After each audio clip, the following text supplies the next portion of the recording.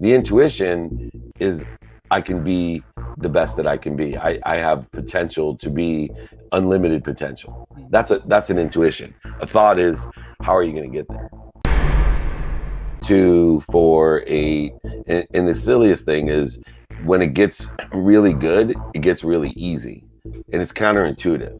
Right. See, when it really sucks, it's really hard. When you're not getting the results, it's really hard. It's time for the powerhouse, the Next Level University, Kevin Palmieri and Alan Lazaros. I got his name down. It took me 16 years to figure it out. We're rocking and rolling. It's the greatest dynamic duo of coaching in the coaching dynamic duo. I am sitting here in my not so bright studio, and Matthew's sitting there cringing because his lighting in his bedroom is better than mine in my beach house. And I own like a ton of Loom Cubes. If you guys aren't using Loom Cube, it's amazing. And he didn't even bring me one. So he doesn't think outside the box. We're going to teach Matthew that. Anyway, let's rock and roll. Here we go. Right on. So good morning, Dave. First question. As you know, Alan and I are very, very different human beings. At what point is it a detriment to try to mirror somebody who might have unconscious competencies that you don't, that might be playing on a different spectrum? Like, does it ever become a detriment for me to try to be Alan Lazaros? So we are snapshots of individuals. We are parts and parcels of all types of conscious, subconscious, and unconscious competencies. And so what we really want to do is select the pieces and parts of Alan Lazaros that you want to be. So if I want to have biceps like Alan, then I will ask Alan, how did you get those biceps? If I want to have a hairline like Alan, I'm like, how do you get the hairline? So I think it's very specific because there's no one complete individual. The completeness is all of us connected together by taking our weaknesses and strengths and moving them into the pieces and parts of ourselves that make the greatest good. And so in an abundant philosophy of limitlessness and infinity, knowing that we already are connected to and through each other, we need to find what's interfering with, me and Alan's biceps so that they start looking like this when you ask him for advice. Right. And so you do, comparison is the thief of joy, but advice, counsel, humility, it is the catalyst of joy, not the thief of joy. It's interesting that you talk about the biceps, because the other day we were on something and they said, like, Kev, what would you have to do to get Alan's biceps? And I said, I'd probably have to take 1 to 2 years off of the gym. So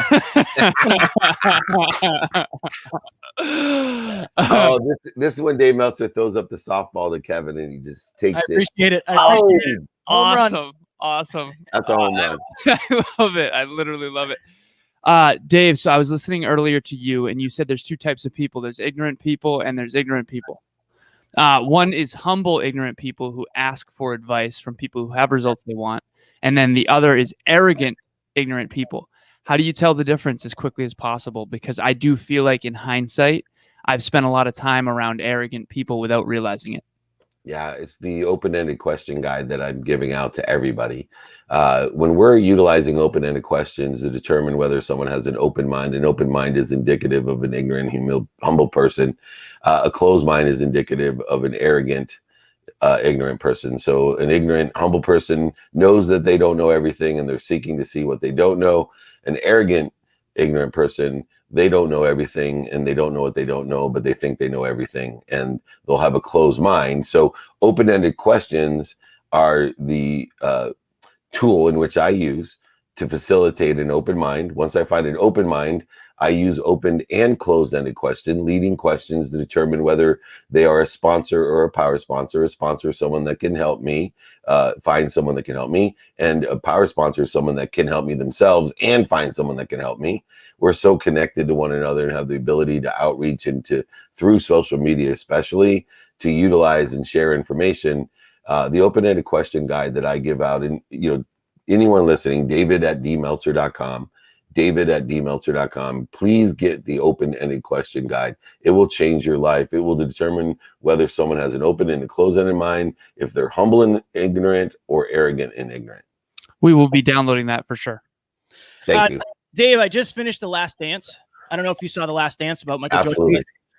Where does that level of I must be what I can be come from? Because it's clear when you watch that he is different than all of these other players. And he elevates every room he's in, and he takes it just to a next level of seriousness. Where do you think that comes from? Is that something in the childhood? Is that something that is just quantum? Like, how does somebody get that? Great question. So number one, Tim Grover's book Winning also goes into this about what winning is, and to have a desire that you must be what you can be. A spirit of excellence is what Michael Jordan has. It's an innate quantum being that he has. What Michael Jordan has is what LeBron James has and other people have. They have a quantum ability combined with that desire. And so through consistent behavior, we can expand, accelerate, and grow our desire. And we can. But we are limited by our quantum nature and the quantum facts that exist. So, for example, Dan Fouts may or may not have been the most talented quarterback, and he may or may not have had a desire that he must be what he can be equal to Michael Jordan, but the quantum ability of his team restricted him from ever winning a championship. And you can go in history and see plenty of players that are limited by, look, there's no doubt LeBron James has great quantum personal ability and a desire that he must be what he can be, but when he was on terrible teams, he lost. Right? So I want people to distinguish what we're talking about. You can build desire.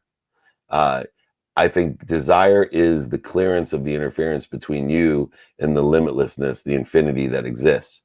And so I don't think, though, that you could be as good as Michael Jordan just because you have the desire of Michael Jordan. You would have to pick a quantum ability in a team equal to the Bulls and equal to basketball for you in order to effectuate the same type of success or winning. But desire is something that, some people naturally have less interference, right? I was born with a happy gene. I was born with less interference between me and that desire that I must be what I can be. But I also see people like Tom Bilyeu that did not have the desire that he must be what he can be until after he graduated college, or I don't think he graduated college. Either way, whatever he did, he'll self-admit that he didn't have a desire that he must be what he can be, and he started to mature that through the enjoyment of the consistent, persistent pursuit of his potential. Good.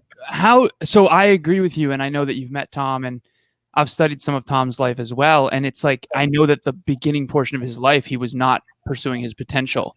In hindsight, in my life, I definitely always had that obsessive nature of needing to be the best at everything that I do, whether it was video games or snowboarding or basketball, or I always gave, and that's what Kevin was talking to me about my obsessive nature. And I think I've channeled that after my car accident in 26 towards good things, positive things. With Tom Bilyeu, he really turned it on. I mean, later on in life. And I think a lot of that was fueled by pain. If you heard the story of basically his wife's father saying, like, you're not going to be able to be with her because she expects a certain life that you can't provide. And he said that on stage, and he was vulnerable while she was there. But like, why do you think it took so long to turn that on? And then how did he dial it up like to 10, Yeah, well, you don't just dial it up, right? And so there can be events like car accidents or certain doubters, people laughing at you, making fun of you. It's called the chip on the shoulder. Those are great catalysts for people to start to enjoy the consistent, persistent pursuit of your potential. But you don't just dial it up. It's not an instantaneous thing. I really want to, it's the Noah's Ark effect. Right. You start with 2, 4, 8. And the silliest thing is when it gets really good, it gets really easy. And it's counterintuitive. Right. See, when it really sucks, it's really hard. When you're not getting the results, it's really hard. But by the time you get to the last 10%, it's not only huge results, exponential results, life-changing results, unbelievable results, and you see so many people that get to this place and they're like, oh my God, I never dreamed. My life is so, and I'm in that state of mind right now, right? Perception is your co-pilot. My co-pilot is, doing the Macarena every day, just can't believe what he sees. And moreover, it's easy. It's easy. Now, people would look at what I do productivity wise, accessibility wise, and gratitude wise, and say, oh my God, Dave has no balance in his life. He works so hard, blah, blah. They don't know me. You don't know me. Don't be an arrogant, ignorant person. You don't get it.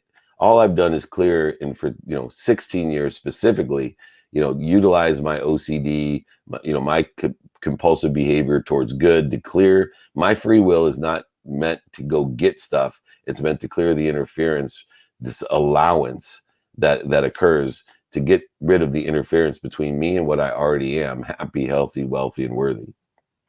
Dave, it seems like, well, I don't want to say it seems like, but it's easier to look back and say, obviously, Michael Jordan had this quantum ability paired with the spirit of excellence. How do you figure out in the moment what your thing is, like what your quantum abilities are? Because I think Alan and I have different quantum abilities when it comes to speaking, right? But like, we found that pretty early on. I think that's something that we're both very good at. How do you figure that out in the moment instead of retrospectively? You can't. That you cannot do it. That's the problem with being young, right? You just can't do it early on. So you have to spend time. I spend an enormous amount of time wanting to be a professional football player.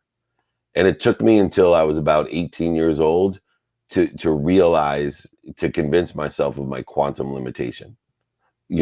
My quantum limitation. It didn't stop me from playing college football, and still, but it did change my perspective of playing football, and allowing me to do. And I see people that speak or do other things the same way. Look, you can just keep getting better, and if you love it, and there's no, it aligns with your timing and risk tolerance. I love to speak, and I thought I was way better of a speaker when I started than I am today. Right. And I think it's one of the biggest challenges. Here's the challenge of being a speaker. And I want to bring this lesson up for both of you, because you guys speak. So let's say you speak for in front of 100 people for free when you first start. Your natural frequency will attach, no matter what you could suck. Let's just be honest. You could suck, and 10 people will resonate with what you say because they're on your frequency. 90 people of the 100 will think you sucked and would tell everyone they suck. The 10 people will be like, oh my God, that was great. And the 10 people will stay afterwards and tell you you're great.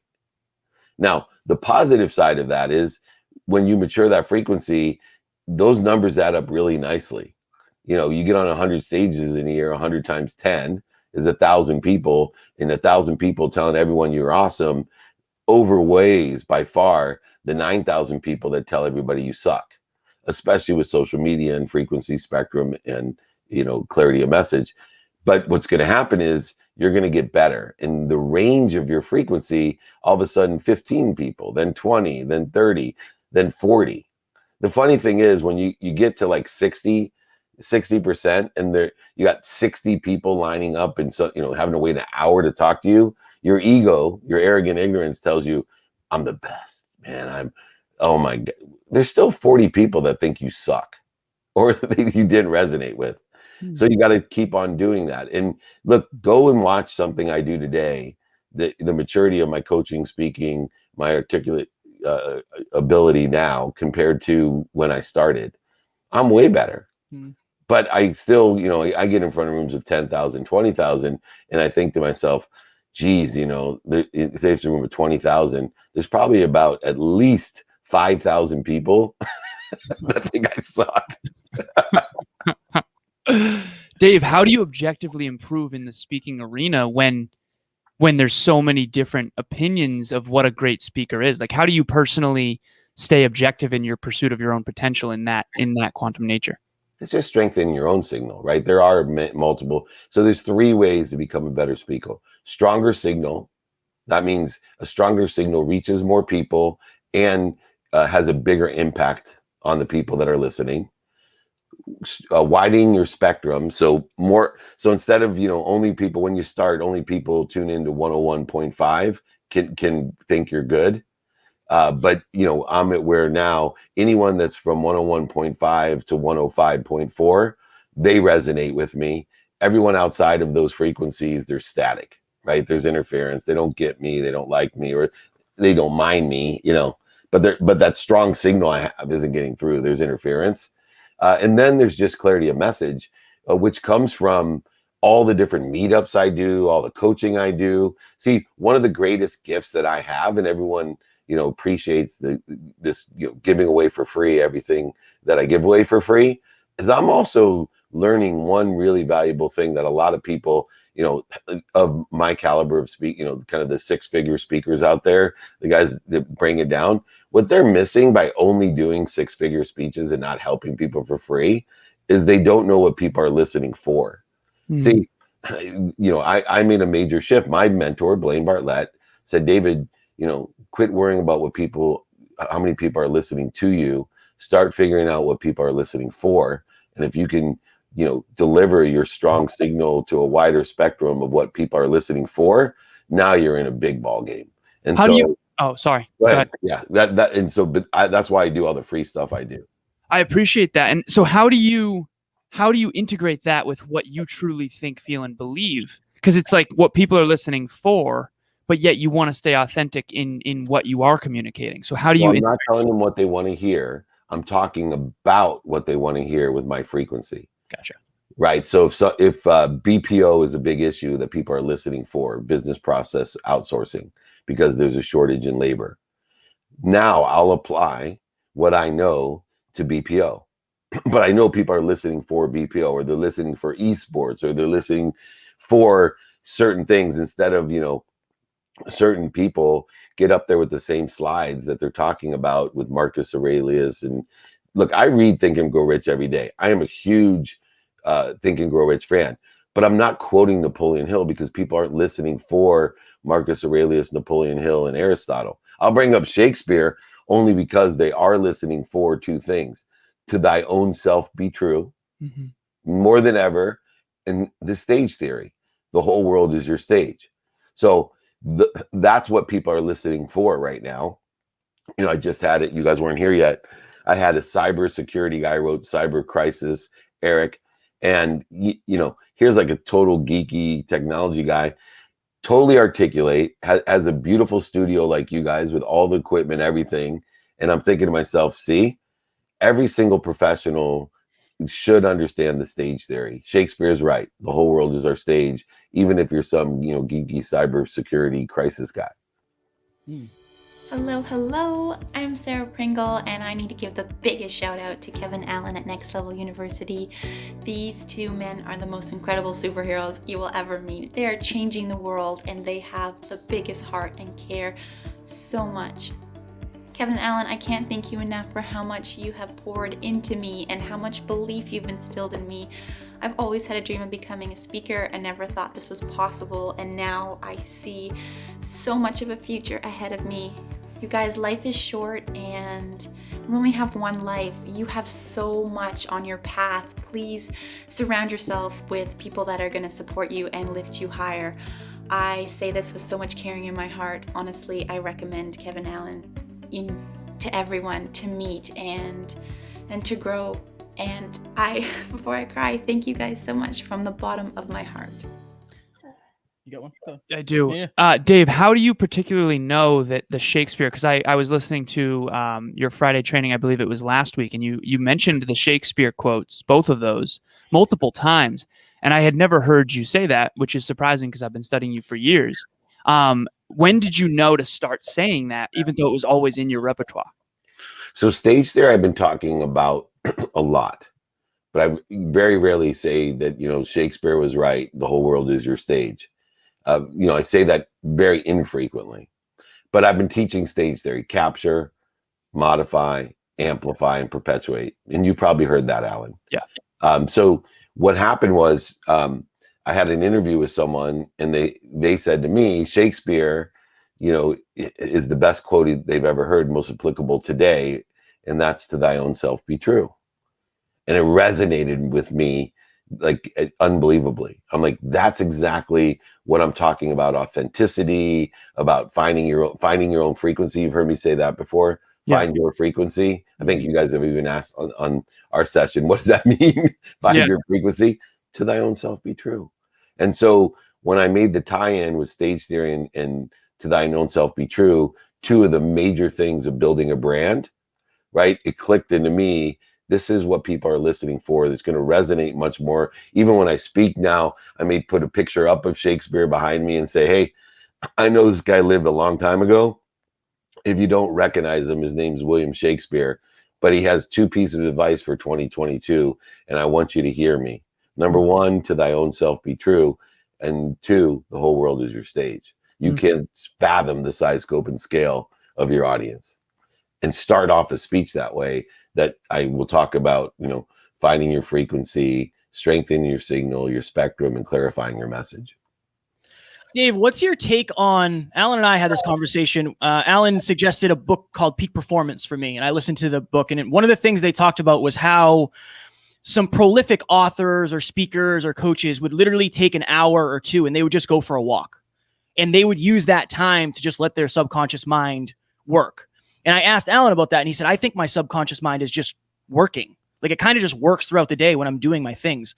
What is your take on taking that hour of solitude and just using that to prime your subconscious mind?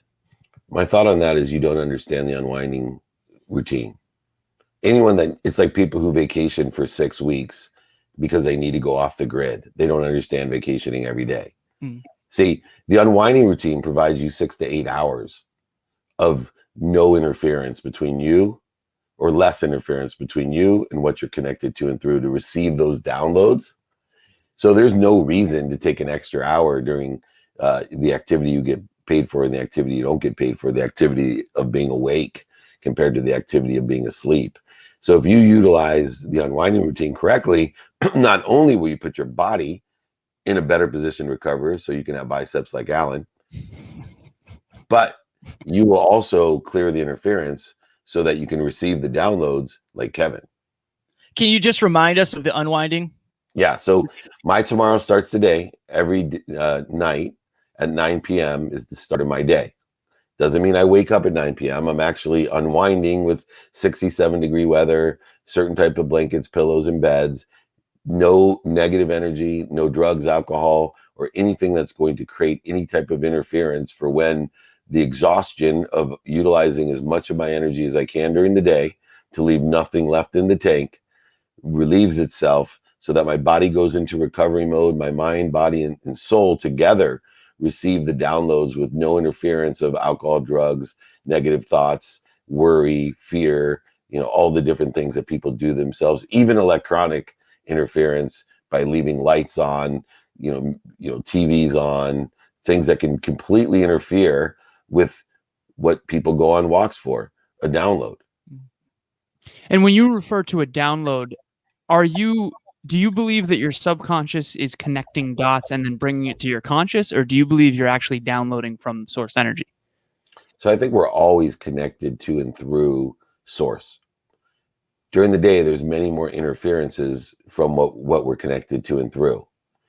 We are a beacon, right? We get, why your health is so important is when you're healthy, you get as many wishes a day as you can make. When you're unhealthy, you only have one wish.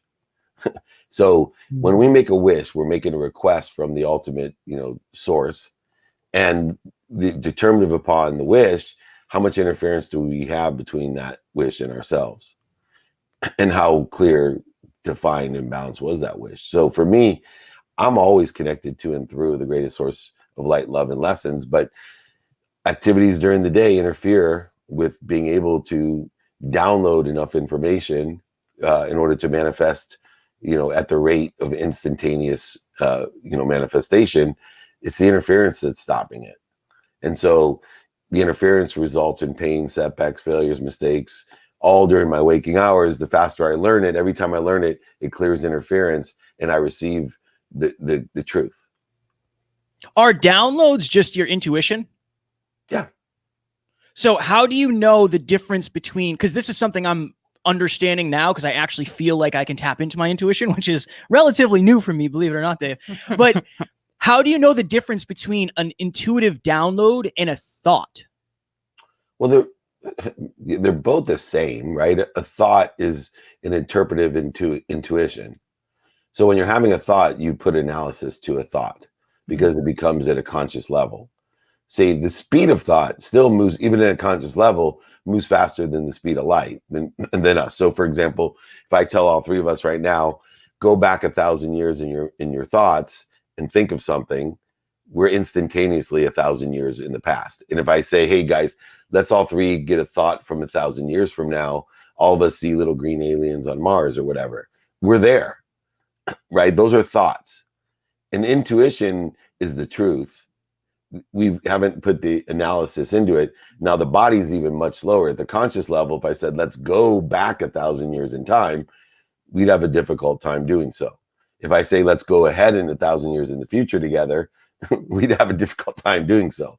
But our thoughts that proves that, our thoughts move faster than the speed of light. That's why I practice focus, refocus. That's why I practice thoughtfulness, so that I'm clearing the interference that's slowing down what we do. And so in essence, though, the analysis of thought over intuition is important, because that's what allows us to materialize it slow enough to the speed of light.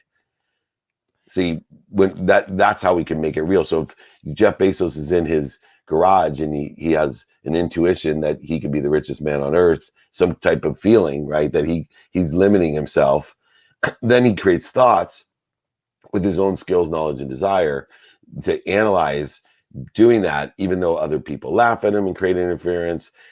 He's selling books in his garage 25 years ago, and even in his own mind, he has doubts and fears. See, all of those are thoughts.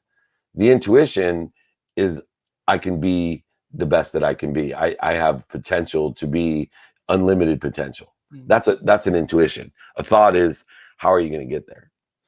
Dave, Bezos in 94 wanted investment, asked for 20 grand for equity, and was told, like, what's the internet? Right. And it's like, if they had invested, it would have been, the best investment they've ever made. When someone knows, they know that they know that they know that they know that something's possible and probable for them, how do they take advice from others effectively when that advice is not predicated on what you're connected to? Closed minds and open minds. So it's okay. Advice that's not aligned with yours is okay, because it allows you to either confirm or deny the advice. Right. So Jeff Bezos had no clue that he was going to have the largest marketplace in the world. He was trying to sell books online, and then he was going to add additional products. He had no idea way back then how and what he could be. He knew the internet was huge and that it was unlimited, what he could sell and to who he could sell it to, but he had no idea what it would look like today. Correct? Right. So if people were telling him things that were not aligned, synergistic, or supplementary to his belief, he would analyze it and take it like a grain of sand, a handful of sand, and say, thank you so much for caring about me and giving me your advice, but my thoughts tell me this, that my intuition is correct. When you say thoughts, though, sometimes fear disguises itself as intuition.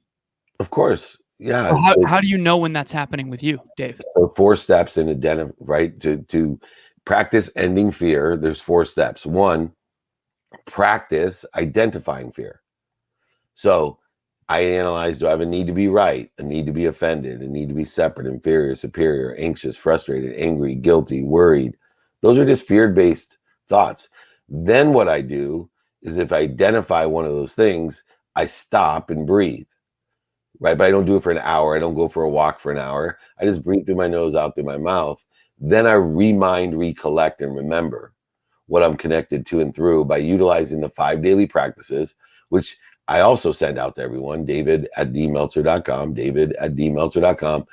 I remind myself, recollect, and remember what I want today, personally, experientially, giving and receiving wise, who can help me, who I can help, how best I can get it done with the lens of productivity, accessibility, and gratitude, understanding and being a student of my calendar with the activity I planned, I don't have planned, and my sleep, prioritizing my now with the activity I get paid for or not paid for, but prioritizing by what's important to me according to my what, my who, and my how, and then applying my why in the right trajectory, not in the wrong trajectory of what I don't want, what's missing, or what other people want for me.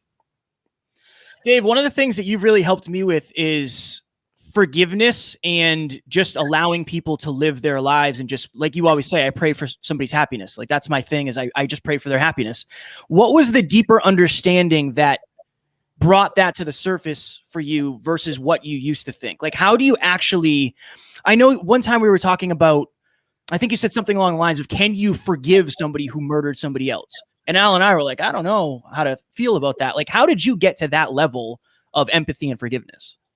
So understanding the great chain of feeding, right? So once I determine, whether somebody has a closed mind or an open mind, whether somebody is feeding me or not feeding me or bleeding me, then I can go ahead and go to understanding, right? And forgiveness, and then be able to pray for their happiness, knowing what? That utility of firing someone from your life is praying for their happiness and firing them. But if you attack them and fire them and say, hey, you're a waste, you're this, you're a murderer, you're this, I never want to see you again, you're fired. That's different than saying, hey, I don't like who I am around you, right? I'm trying to understand what you did, and I forgive you, and I pray for your happiness, but I'm not going to be around you anymore. That's different. Do you explicitly say that in some cases, or do you just disconnect on your own in solitude? That's falling away, right? So if you don't explicitly say it, and the nice thing about how much activity there is on Earth today, it's so much easier to allow people to fall away because they're so distracted. In the old days, people would obsess on it, right. And it would be so difficult. People would keep calling. People don't even notice if I don't text them back anymore or call them back. I try to call everybody and text everyone back, but sometimes I miss it. But in the old days, I look, for example, and say, oh my gosh, if I didn't call my sister back, she would call me like 8 times. Does anything matter? But there's so much else going on in her life between TikTok, Instagram, her, all the different data feeds. It's so easy to let people to fall away and they don't even notice. But, there are certain people that you just don't want in your life because they are bleeding you. 80% of our time is spent with people that are bleeding us. 80% of our resources, our energy, our value is put into people bleeding us. If we could relieve that, utilizing the great chain of feeding and move it to the people that feed us, the people that feed us will feed us twice as much. And the exponential result is extraordinary. So Dave, and I know we got to go in a minute here. So I want to respect your time. 80% of the people in our life are bleeding us, but 80% of your energy is spent towards people that are bleeding us. Okay, the squeaky wheels, right? So, but for you've been proactively changing that. So what is your percentage, do you think, guessing wise? I've probably switched it to 70% of my time is spent feeding people who feed me, and 30% of my time is spent either letting people fall away or with people who bleed me still. Okay. Remember, new people arise and it takes time to figure out if they bleed you. Yeah. Have you shortened that window? Yeah. Figuring that, and that's what the open minds versus closed minds. Yeah, these different techniques, daily practices help me, knowing my values, and of course, the open-ended question guide that I'll give to everybody, david@meltzer.com. I'm just telling you, the easiest thing that's changed my life is asking someone, hey, how are you? And then listening to how they are, or like, let me give you a good example of a closed mind. There's like a $10 million house on the boardwalk down from mine. And there's a guy sitting and he's always by himself. He doesn't rent it out, and he's sitting on the deck and he has his ear pods in. And, respectfully though, I smile at him and wave. This is an open-ended question, by the way, to smile at someone and wave that you don't know, right? It's less intrusive. He looked right in my eyes, didn't even smile back. Right? Didn't acknowledge, right? And at first I had the need to be offended. Then I took minutes and moments to stop, drop, and roll. And I felt good about myself. And I felt understood where he was at. He has a closed mind. And I prayed for his happiness because he's obviously very unhappy. Interesting. I would have wasted, and look, talk about bleeding. In the past, I would have kept walking and held on to that and been offended and be like, what a dick, and like all this negative energy. This is what I'm talking about, where people spend 80% of their time. Right. When instead my mind went to happiness and forgiveness. And, here's the funny thing. when I came back down the other side, the other way, he was still on the deck. Now he was angry and mad, and he was yelling at someone on the phone all by himself. And I'm thinking, I pray for his happiness, like all that blessing in his life. And he's so unhappy, and he's spending 80-90% of his time on people that bleed him, where somebody that would have fed him and did feed him for free, a beautiful blessing of a smile and a wave, he just resisted. That's you've given me a lot of great advice, but I think that right there, that's big. That's big. The chain of feeding and bleeding, I kind of understand now, and how much that would have perpetuated if you let it bother you, let it bother him, and then talk about it later about this guy. He's rich. Turned to my wife and said, I never even mentioned to my wife, right? And she was walking right next to me, because then you're venting to her, and then she's like, yeah, you're agitating. It just goes on. And this is how 80% of our time is spent, literally feeding people that bleed us. And then we wonder why we're not fulfilled or not achieving our goals. Yeah, it's powerful. Creating interference between us and everything we're connected to and through, including other people. That's what we're doing. Dave, fire as always. We love you, my friend. We appreciate you. So grateful for you. All right, man. Thank you for keep doing this. This is the most valuable time that I spent. My two all-star big bicep buddies, they're here. Kevin and Alan, please, the Next Level University, reach out to them. They know their stuff as well. They're empowering others to empower others to be happy. Part of my mission. Thank you both for always being there, sharing my content, and doing such good deeds. I appreciate both of you. We appreciate Thank you, Dave. Appreciate you. You got it. Take care.